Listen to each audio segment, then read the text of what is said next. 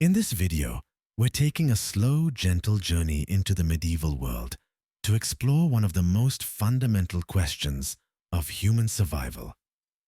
How did people stay warm before central heating, before radiators, before the flip of a thermostat switch? The medieval period, spanning roughly from the 5th century to the late 15th century, was a time of castles and cottages, of great halls and humble hearths. It was a world where winter was not just a season, but a test of ingenuity, preparation, and endurance. We'll walk through a winter day, feel the cold morning air, watch the careful tending of fires, and understand the layers of clothing, the architecture, the food, and the community bonds that kept people alive and, sometimes, even comfortable.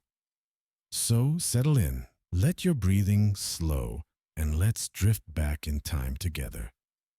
Close your eyes if you wish. Let the details wash over you like gentle waves. Don't forget to like the video, subscribe to the channel, and share in the comments where you're watching from. Let's begin. The first pale light of a winter dawn is creeping through a narrow window. You can barely see it at first, just the faintest shift from complete darkness to a deep, cold gray.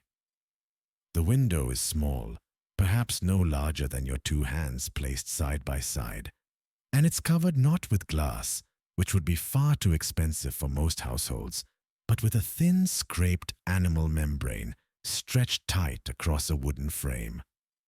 Sometimes oiled linen or parchment serves this purpose. These coverings let in some light, but they are translucent rather than transparent, softening the world outside into vague shapes and shadows. You are lying in a bed, but not the kind of bed you might imagine today. This bed is essentially a wooden frame, raised off the cold floor by sturdy posts. Beneath you is a mattress, though that word might be generous. It's a large sack, really, stuffed with straw, rushes, or perhaps dried heather if you live near the moors. If your household is more prosperous, the mattress might contain wool or even feathers, which are much warmer and softer, but such luxuries are rare. The straw makes soft crunching sounds when you shift your weight, and you can feel individual stalks poking through the rough linen casing here and there. On top of you are layers. First, a linen sheet, coarse but clean, changed perhaps once a month if you're fortunate. Then come the blankets. These are heavy wool, thick and slightly scratchy, woven in the local style. Wool has a particular quality that medieval people understood well, even if they couldn't explain it in modern scientific terms. It retains warmth even when damp. Sheep produce lanolin, a natural oil that makes wool somewhat water-resistant. In the cold, damp climate of much of medieval Europe, this property was life-saving. You might have 2 or 3 of these wool blankets piled on top of you. If your family has done well, perhaps you also have a fur coverlet on the very top, made from rabbit, squirrel, or if you're quite wealthy, from fox or even bear. The bed itself might have curtains, heavy fabric panels that hang from a frame or from hooks in the ceiling beams. These curtains create a smaller space within the already small room, trapping your body heat and your breath, forming a slightly warmer microclimate. When you exhale, you can see your breath in the dim light, a small cloud that dissipates slowly. The curtains billow gently with your breathing. You've been asleep since darkness fell, which in the winter months means since around 4 or 5 in the afternoon. Medieval people often followed a pattern of first sleep and second sleep, going to bed soon after sunset, waking for an hour or 2 in the middle of the night, and then returning to sleep until dawn. During that wakeful period, people might pray, talk quietly with their bedmates, tend to the fire, or engage in other quiet activities. But now, dawn is approaching, and the household is beginning to stir. The room around you is small and dim. If you are a peasant or a craftsman, This might be the only bedroom in your house, or perhaps you share a sleeping loft with your entire family. The walls are not insulated in any modern sense. They might be made of wattle and daub, a construction method where wooden strips are woven together like a basket and then plastered with a mixture of wet soil, clay, animal dung, and straw. When this mixture dries, it becomes surprisingly hard and durable, but it does little to stop the cold. The walls might be whitewashed with lime to brighten the interior and kill insects. In colder regions, the exterior might be covered with wooden boards or shingles for additional protection from wind and rain. The floor beneath the bed is not wood, unless you are quite well off. Most likely, it is simply packed earth, hard and smooth from years of footsteps. In the winter, this earth floor is bitterly cold, as if the chill of the ground itself is seeping upward. That's why the bed is raised. Cold air settles low, and by sleeping even a foot or two off the ground, you avoid the worst of it. Still, you can feel the cold radiating upward from below. Slowly, you become aware of sounds. Somewhere in the house, perhaps in the main room, you hear the scrape of a wooden stool, the soft shuffle of feet. Someone is awake. Most likely it's the woman of the house, the good wife, whose tasks begin before anyone else's.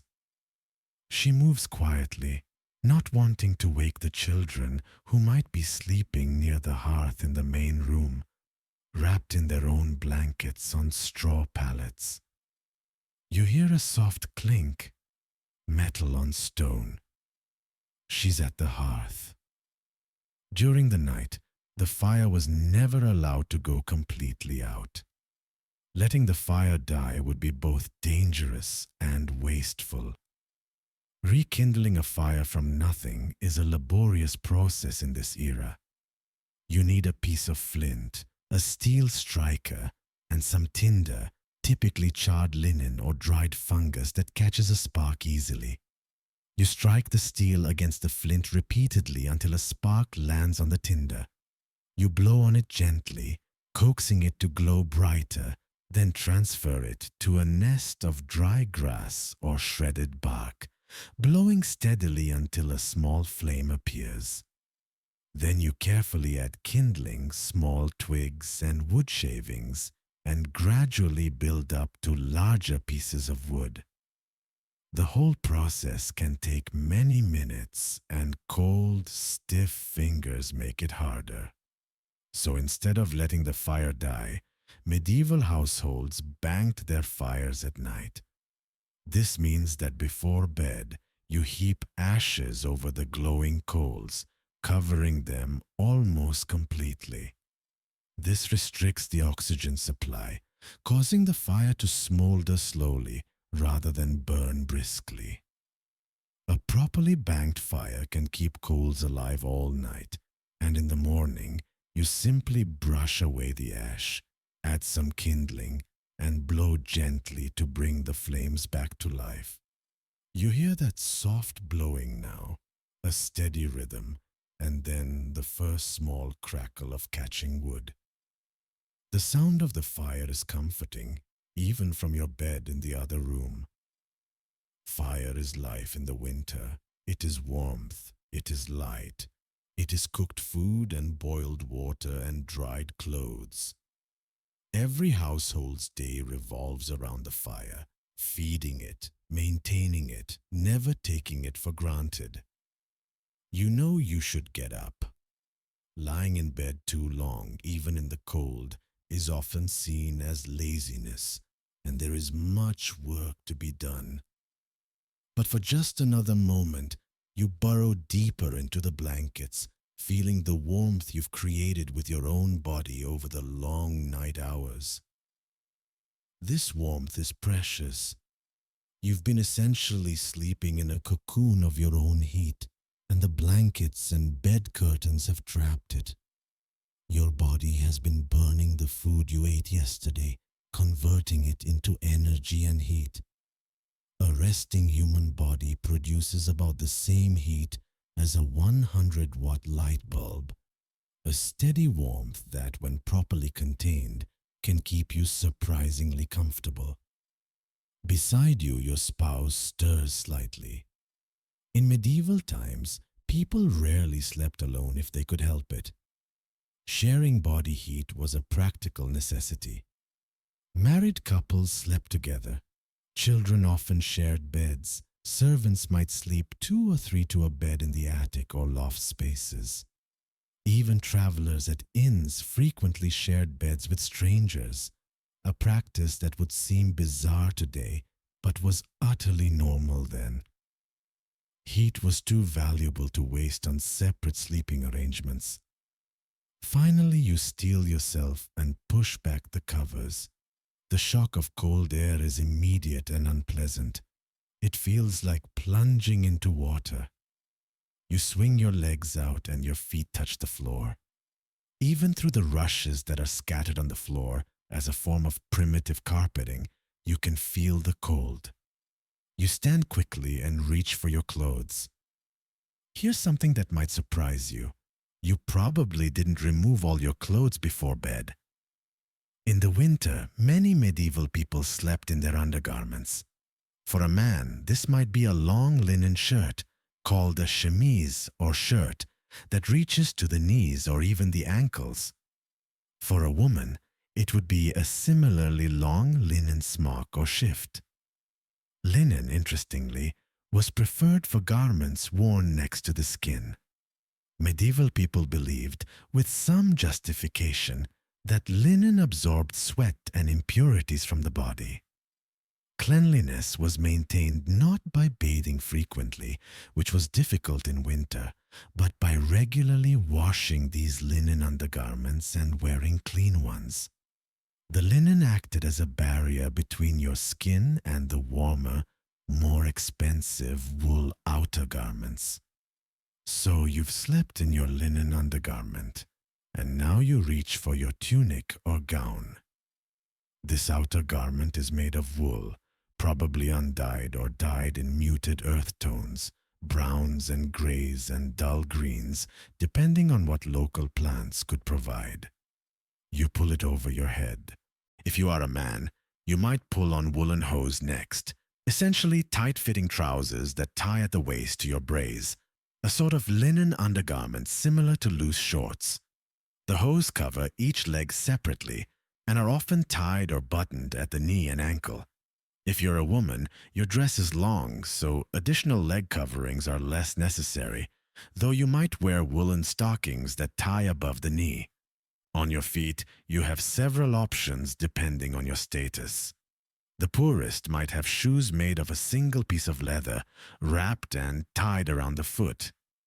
More common are simple leather shoes or boots, often lined with wool or fur if you can afford it. Some people wrap their feet in wool cloth before putting on their shoes, creating extra insulation. In the very coldest weather, or when working outside, you might stuff your shoes with straw or dried grass for warmth, replacing it when it becomes damp or compressed. You move toward the small window and peer out through the translucent covering. The world outside is gray and still. If snow fell during the night, everything would be softened and quieter. But today the ground is simply hard and bare, frozen earth and dead grass. Smoke rises from neighboring houses, thin columns reaching toward the pale sky. Everyone is waking, rekindling fires, beginning the daily struggle against the cold. Before leaving your sleeping room, you might take a moment for a brief prayer. Medieval life is thoroughly infused with religious practice. Upon waking, it's customary to thank God for keeping you safe through the night and to pray for strength for the coming day. You might cross yourself and murmur a few familiar words, your breath visible in the cold air. Now you open the door to the main room of the house. Immediately, you feel slightly warmer air. This room is the heart of the home, and the hearth is the heart of the room. The fire has been successfully revived and is beginning to grow. Small flames lick at pieces of wood, and a thin stream of smoke rises upward. The good wife looks up and nods a greeting. Her face is flushed from bending close to the fire, and her hands are dark with ash. This main room serves many purposes. It is kitchen, dining room, workroom, and often additional sleeping space. The hearth is in the center of the room or against one wall, depending on the age and style of the house. In older, more traditional designs, especially in rural areas, the hearth is a circular or square stone platform in the very center of the room. The fire burns on this platform, and the smoke rises directly upward toward a hole in the roof. There is no chimney, just an opening, perhaps covered with a small roof of its own to keep out rain while letting smoke escape. This design has the advantage of radiating heat in all directions, warming the entire room more evenly. However, it also means the house is perpetually smoky. The smoke does have benefits. It helps preserve meats and fish hung from the rafters. It discourages insects and vermin, and it coats the thatch roof from the inside, making it somewhat more fire-resistant. But it also stings the eyes, darkens the walls and beams, and fills the lungs. Respiratory ailments are common. In newer or more prosperous houses, the hearth might be against a wall, with an actual chimney to carry smoke upward and out. Chimneys became more common in the later medieval period, especially from the 13th century onward. A chimney is a significant investment requiring skilled stonework, but it makes the house much more comfortable. The smoke is directed away, the room is clearer, and interestingly, the wall behind the hearth becomes quite warm, radiating heat back into the room. You approach the fire and extend your hands toward it. The warmth on your palms and face is intense and wonderful. For a moment, you just stand there, absorbing it. The fire is burning a mixture of wood and perhaps peat, if you live in an area where trees are scarce. Peat is partially decayed vegetation, cut from bogs, dried in the summer, and stacked for winter fuel. It burns slowly and gives off a distinctive, earthy smell. Wood is preferred when available, different types for different purposes. Hardwoods like oak and ash burn hot and long, making them ideal for overnight fires. Softer woods like pine or fir ignite easily but burn quickly, good for cooking or quick warmth. Gathering fuel is a constant task, one that occupies many hours each week. In forests, people collect fallen branches, dead wood, and sometimes, if they have the right, cut living trees. Wood must be dried for months before it burns well, so there is always planning, always looking ahead to next winter. The room gradually brightens as the fire grows. There might be a candle or an oil lamp lit as well, but these are used sparingly. Tallow candles made from animal fat are the most common, but they smoke and smell unpleasant. Beeswax candles are far superior, burning cleanly with a pleasant honey scent, but they are expensive and usually reserved for churches and wealthy households. Whale oil or fish oil lamps provide light, but again, the smell is strong. For most people, the fire itself is the primary source of light in the dark winter months. The children are waking now, emerging from their blankets near the hearth. They are rubbing their eyes, their hair tousled, their faces still soft with sleep. They instinctively move closer to the fire, just as you did. The youngest might crawl into his mother's lap, seeking warmth and comfort. She holds him absently while stirring a pot that hangs over the fire on an iron hook attached to a swinging crane. This crane is a clever device, an iron arm that can swing over the fire or away from it, allowing a cook to tend a pot without reaching dangerously close to the flames. In the pot is pottage, a thick stew that might have been simmering gently all night over the banked coals. Pottage is the staple food for most medieval people, eaten day after day, though the ingredients vary with the seasons and with what is available. In winter, it might contain dried peas or beans, onions, leeks, cabbage, herbs, and if the household has done well, some salted pork or bacon. The smell of it fills the room, savory and warm, mingling with the wood smoke. You take a wooden bowl from a shelf, and the good wife ladles pottage into it. Steam rises, and you cup your hands around the bowl, letting the heat seep into your fingers. You eat with a wooden spoon, and the hot food warms you from the inside. This is another way medieval people stayed warm, by eating regular hot meals. Food is fuel for the body's internal furnace. In winter, people crave fatty, rich foods, and rightly so.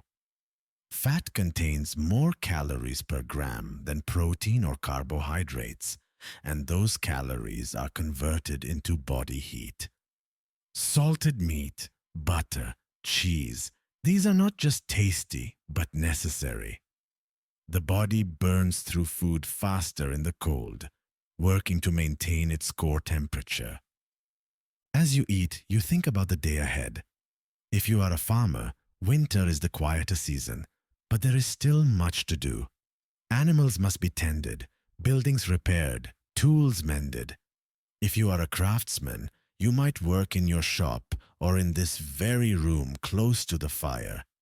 If you are a woman, your work is never-ending. Cooking, cleaning, spinning, weaving, mending, caring for children. Everyone contributes to the household's survival. Outside, the world is waking too. You hear the lowing of a cow from the small shed attached to the side of your house. In the winter, animals are often kept close, sometimes even inside the house itself, particularly in the coldest regions. This practice serves two purposes. It keeps the animals alive, preventing them from freezing, and their body heat contributes to warming the house. A cow produces a significant amount of heat. In some cultures, particularly in alpine regions, households were designed with the animals' quarters on the ground floor and the human living space above, so that the rising warmth from the animals would heat the rooms where people lived. The smell was considerable, but survival took precedence over comfort. The sky outside is slowly growing brighter, though the sun itself has not yet appeared. Winter days are short. The sun rises late and sets early, leaving long hours of cold darkness. This far north in Europe, in the depths of winter, you might have only 7 or 8 hours of daylight, and even that light is often filtered through heavy clouds. The shortness of the days affects everything. Work must be done during daylight hours when possible, because working by firelight or candlelight is difficult and expensive. People rise at dawn and go to bed soon after sunset, their rhythms dictated by the sun. You finish your pottage and set the bowl aside. The fire is burning well now, and the room is almost comfortable, at least near the hearth. The further you move from the fire, the colder it gets. The walls seem to radiate cold, and drafts sneak in around the door and through gaps in the shutters. Medieval houses are not airtight. The construction methods, the materials, the lack of insulation all mean that cold air infiltrates constantly. This is actually somewhat beneficial, as it prevents the buildup of smoke and carbon monoxide from the fire. But it also means you can never truly escape the cold. You manage it, you mitigate it, but you live with it constantly. The good wife sends one of the older children to fetch water. The well or stream is outside, of course, and in winter this is a miserable task. The child wraps a heavy cloak around their shoulders, pulls on mittens if the family has them, and opens the door. A gust of cold air rushes in, making everyone near the hearth shiver and lean closer to the flames. The door closes, and slowly the room settles again. Water in winter is a challenge. Wells don't usually freeze if they're deep enough, but the bucket and rope can become coated with ice. Streams and ponds freeze solid. Breaking through the ice to reach water beneath is hard work. Once you have the water, carrying it back to the house in a wooden bucket, trying not to spill any because you don't want to make the trip again, is its own ordeal. Your hands ache with cold even through mittens. Water that sloshes onto your clothes freezes quickly. Inside, water for washing is heated by placing a pot close to or over the fire. Hot water is a luxury in winter, used sparingly. You might wash your face and hands, but a full bath is out of the question for most people during the coldest months. Bathing, when it occurs, is typically a summertime activity, or something done a few times a year, perhaps before major religious festivals. The idea that medieval people never bathed is a myth, but it's true that in winter, the difficulty and discomfort of bathing made it rare. Instead, people maintained cleanliness as best they could, washing face and hands, changing linen undergarments, combing hair to remove lice, and using herbs and scents to mask body odor. As the morning progresses, the fire becomes the center around which all activity revolves. You find yourself drawn back to it again and again, warming your hands, turning to warm your back, simply standing in its glow. The fire is never left unattended for long. Someone is always nearby, feeding it, adjusting the logs, managing the heat. Understanding the fire, truly understanding it, was a skill that every medieval person had to master. A fire is not simply a pile of burning wood. It is a living thing in a sense that must be fed and tended and understood. Different tasks require different kinds of fires. A cooking fire needs steady, even heat, which means a good bed of glowing coals with moderate flames. Too hot, and you'll burn your food. Too cool, and nothing will cook. A warming fire can be larger and more vigorous, with bright flames that radiate heat into the room.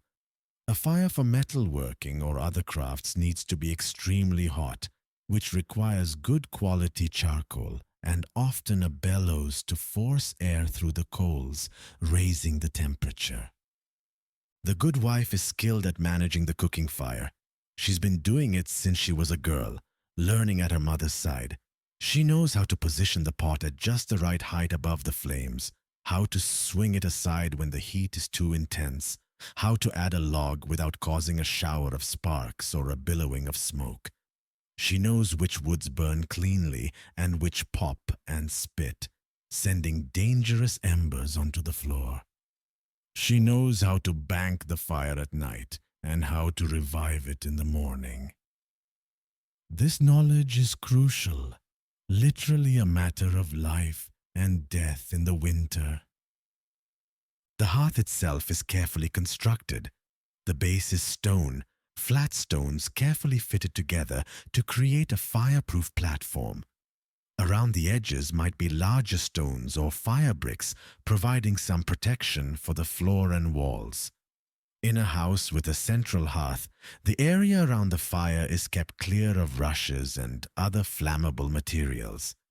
In a house with a wall hearth and chimney, the hearth extends outward from the wall, creating a safe zone. Above the hearth, if there is a chimney, the chimney breast might be quite elaborate in wealthier homes, built of stone or brick, narrowing as it rises toward the roof. Chimneys, as mentioned earlier, were a significant development in medieval architecture. The earliest medieval houses had no chimneys at all. Smoke simply filled the room and eventually found its way out through the roof, through the gaps in the thatch, or through a hole left for that purpose. Living in such a house meant your eyes watered constantly. Your throat was always slightly raw, and everything you owned smelled of smoke. Visitors from cleaner, more modern houses often remarked on the terrible conditions. The introduction of chimneys changed things dramatically. The earliest chimneys were simple stone or brick structures built up through the house and emerging from the roof. They allowed smoke to be drawn upward and expelled outside, keeping the interior much clearer. However, early chimneys had their own problems. They could be inefficient, especially if the proportions were wrong. A chimney that was too wide or too short wouldn't draw properly, and smoke would billow back into the room. A chimney that was too narrow or too tall created excessive draft, making the fire burn too fast and wasting fuel. Over time, builders learned through trial and error. They learned that a chimney should narrow slightly as it rises, creating a venturi effect that helps draw smoke upward. They learned that the opening of the fireplace, the part facing into the room, should be carefully proportioned to the size of the chimney flue. They learned that building a slight smoke shelf inside the chimney, a ledge that deflects downdrafts, greatly improved performance. These weren't scientific discoveries in the modern sense. They were accumulated practical knowledge passed from mason to mason, from one building project to the next. By the later medieval period, a prosperous merchant's house or a manor house might have multiple chimneys, serving different rooms or different floors. This was a sign of wealth and modernity. Castles and great houses had enormous fireplaces in their great halls, with chimneys large enough for a person to stand inside. These grand fireplaces were statements of power and wealth as much as they were functional heating devices. But for most people, there was one fire in one room, and that was all. The rest of the house, the sleeping rooms, storage areas, and workspaces remained unheated. You learned to work quickly in the cold areas and to bring your work to the warm areas when possible. Women might do their spinning or sewing near the fire. Men might do leather work or carving near the fire.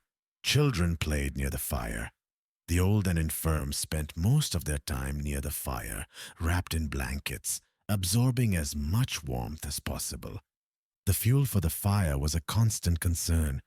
A household might burn through a staggering amount of wood in a winter. Estimates suggest that a small household could use several tons of wood over a winter season. This wood had to be gathered, cut, split, and stored, all during the warmer months. Late spring, summer, and early autumn were the time for fuel gathering.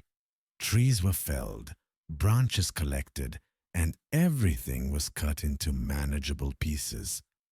The wood was then stacked to dry, ideally under a shelter to keep off the rain.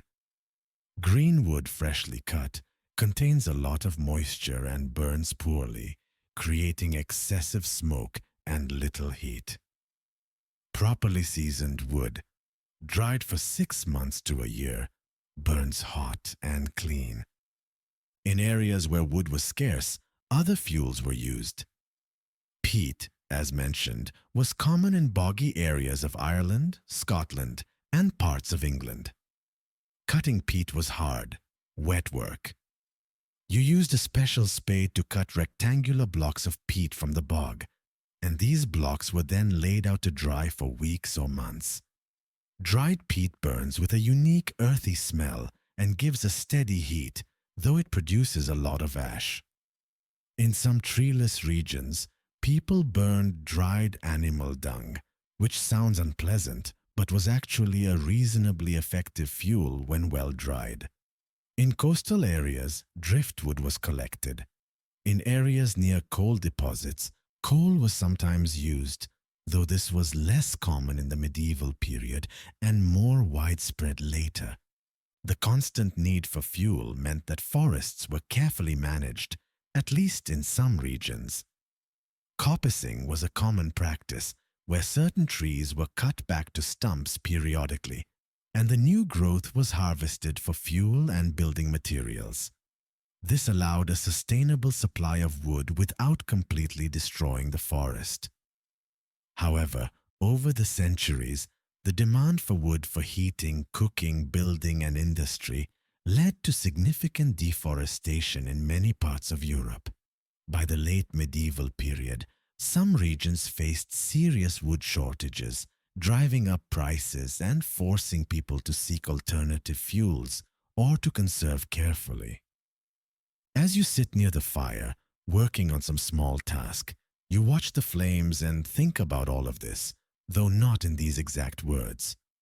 You know the work that went into every log that burns.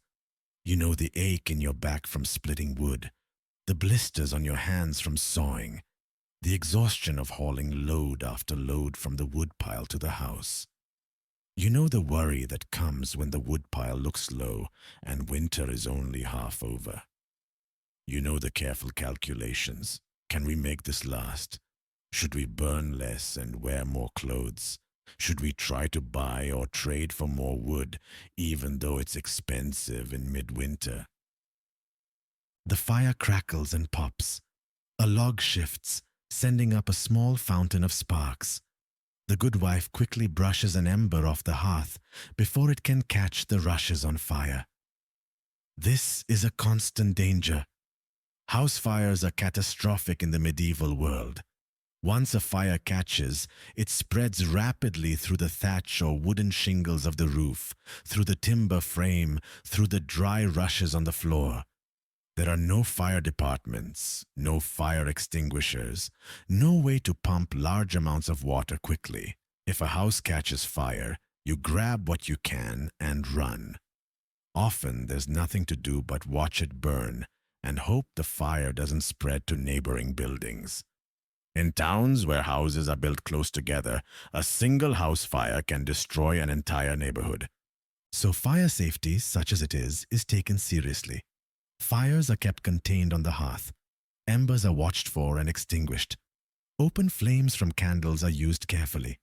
At night, all candles are snuffed before bed, and the fire is banked to reduce the risk of a log rolling off the hearth. Despite these precautions, accidents happen. Every community has stories of houses lost to fire, of families made homeless in the middle of winter, of tragic deaths from burns or smoke. As the afternoon light begins to fade and you feel the temperature dropping even further, your thoughts turn to clothing and bedding, to the layers that stand between your skin and the cold air. Medieval people understood layers in a way that we've almost forgotten and then rediscovered. They knew instinctively what modern science has confirmed. Trapped air is an excellent insulator, and creating multiple layers of different materials traps more air and provides better insulation than a single thick garment. Let's think carefully about what you're wearing right now as you sit near the fire in the declining afternoon. Against your skin is that linen undergarment, your chemise or shift. Despite the cold, this linen serves an important purpose. It absorbs perspiration, which might seem irrelevant in winter, but even in the cold your body produces some moisture, especially when you're working or when you're near the fire. If that moisture were trapped against your skin by a wool garment, you would feel clammy and eventually colder, as the moisture conducts heat away from your body. The linen wicks that moisture away and can be washed regularly.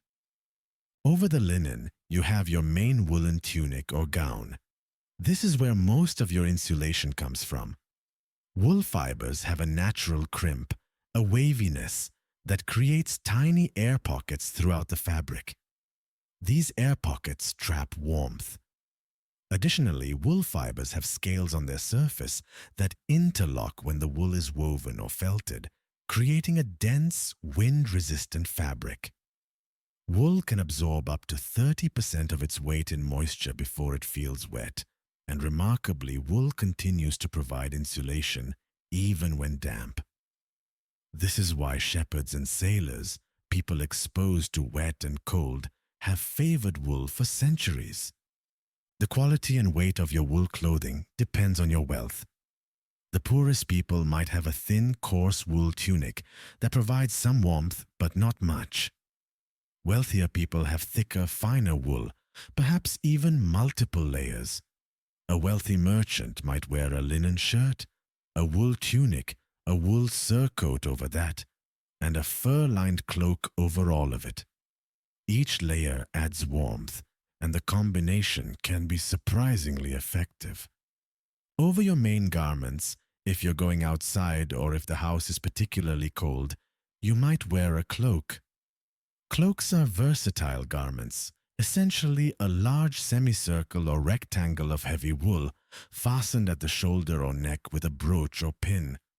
A cloak drapes over your body, covering your arms and back, and can be wrapped around you for additional warmth.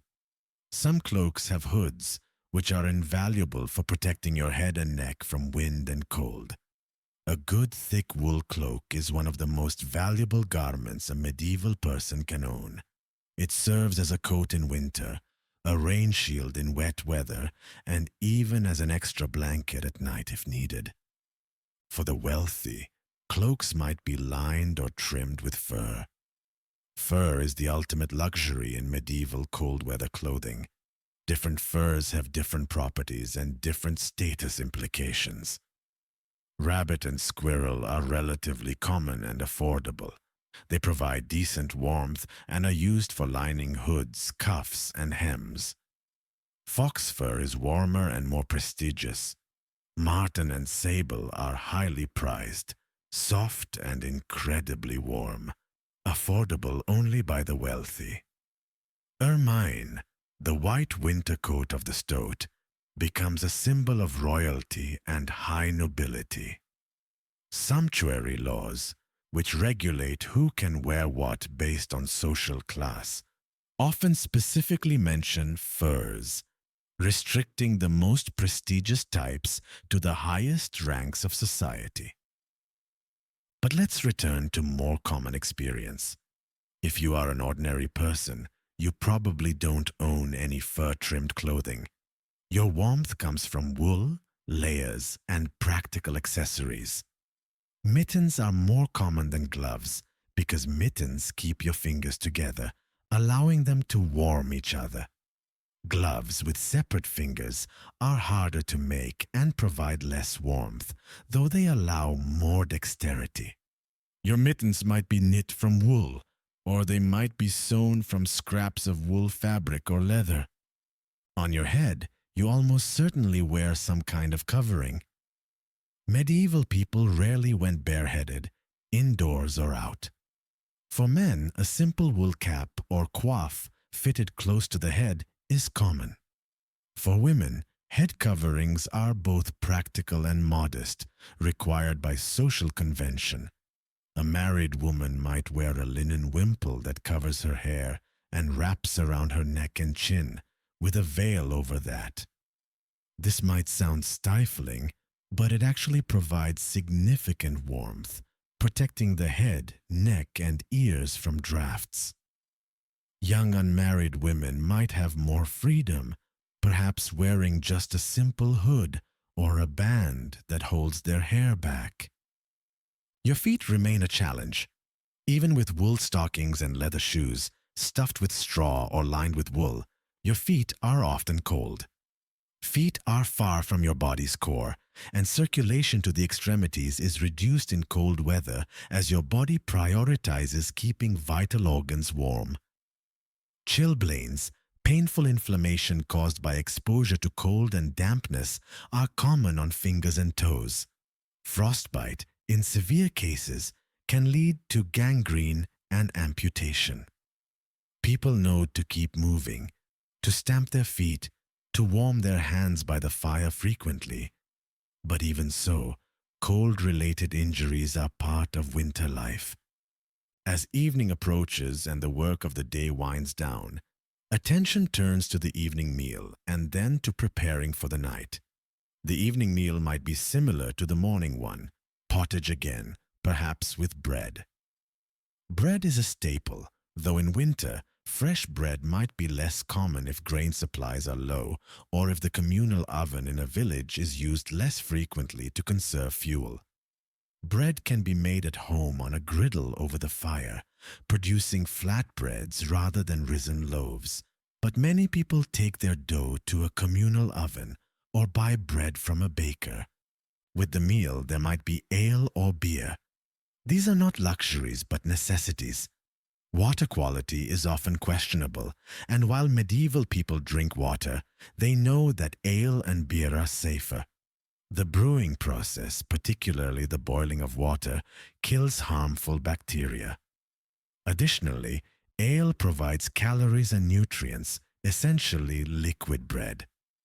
Everyone drinks ale, including children, though the ale they drink is typically weak, much lower in alcohol than modern beer. Drinking ale warms you from the inside, both from the liquid itself and from the mild alcohol, which creates a feeling of warmth as it dilates blood vessels. After the evening meal, as darkness fully settles outside, the household prepares for bed. This is a gradual process, not a sudden shift. People sit near the fire, talking quietly, perhaps telling stories or singing. In some households, there might be prayers led by the head of the family. In literate households, which are rare, someone might read aloud from a book, perhaps a religious text or a collection of stories.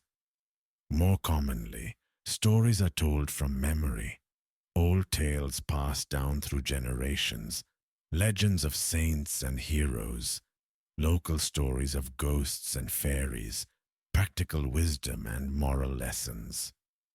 Children are settled first, wrapped in their blankets on their pallets near the fire. Someone might sing them a lullaby, an old slow melody that has been sung to children for generations. The words might be about sleep, about safety, about angels watching over the house. The children's breathing gradually deepens and slows, and they drift off to sleep, warmed by the fire and lulled by familiar voices. For adults, there are still tasks. The animals must be checked one final time. The cow or goat in the shed must be bedded down with fresh straw. Chickens, if the family keeps them, must be shut safely in their coop to protect them from foxes and other predators.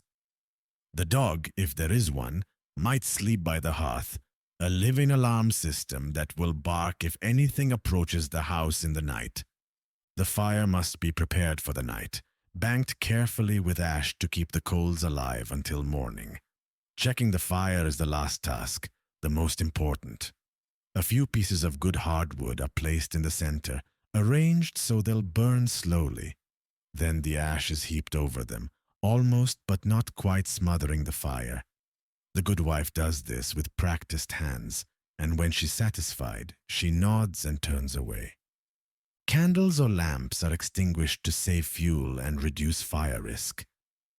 In the sudden deeper darkness, you make your way carefully to your sleeping room. The darkness is profound in a way that's hard to imagine in the modern world, with no streetlights, no electric glow, no light pollution. On a cloudy night, you literally cannot see your hand in front of your face. You navigate by memory, by feel, running your hand along the wall, counting steps. In the sleeping room, you undress partially, removing your outer tunic or gown, and perhaps your hose or stockings, but keeping your linen undergarment on. You hang or fold your outer clothes carefully. Clothes are valuable, not to be treated carelessly. You climb into bed and your spouse is already there, or climbs in after you.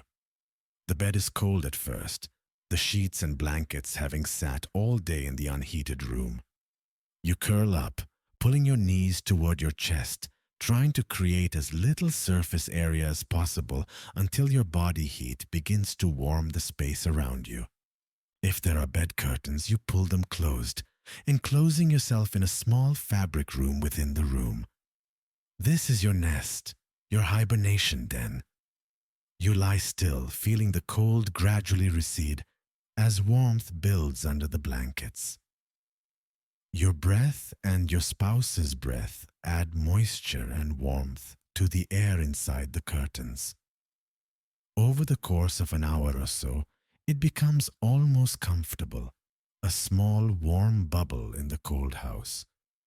You might talk quietly with your spouse for a while, sharing thoughts about the day, worries about the winter, plans for the coming spring.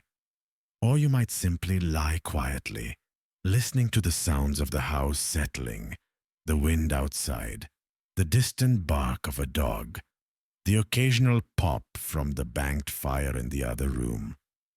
Sleep comes gradually, your body relaxing, your breathing deepening. And then, perhaps a few hours later, you wake. This is the interval between first sleep and second sleep, a pattern so common in medieval times that it's considered normal. You're not anxious about waking. This is expected. You lie there in the darkness, comfortable in your warm cocoon. You might pray silently or in whispered words, thanking God for the day past, asking for protection through the night. You might think about work that needs to be done, about people you know, about anything and nothing. Your spouse might wake too, and you might talk, quiet conversation in the darkness. Or you might engage in marital intimacy, warmth and closeness in the cold night. Some historians believe that this wakeful period in the middle of the night was commonly used for sex, perhaps contributing to the high birth rates of the medieval period. Others suggest it was a time for reflection, for prayer, for creative thinking. After an hour or so, you feel sleepiness returning. You settle back into the blankets, adjust your position, and drift back into sleep. This is second sleep, and it will carry you through until dawn, when the whole cycle begins again. Throughout the night, you are never truly warm in the way a modern person with central heating is warm. Even in your bed, under your blankets, with your spouse beside you, there's a coolness to the air, a chill that you're aware of. But you're not suffering. This is simply how it is, how it's always been, how it will always be. You've never known anything else. The cold is a fact of life, like the need to eat or the cycle of seasons. You don't complain about it any more than you complain about the rising of the sun. You simply cope with it, manage it, and find moments of warmth and comfort where you can. As you drift towards sleep, you're grateful for simple things. A fire that is kept burning, a roof that keeps out the rain and snow, blankets that trap your body heat, food in your belly, and the warmth of another person beside you.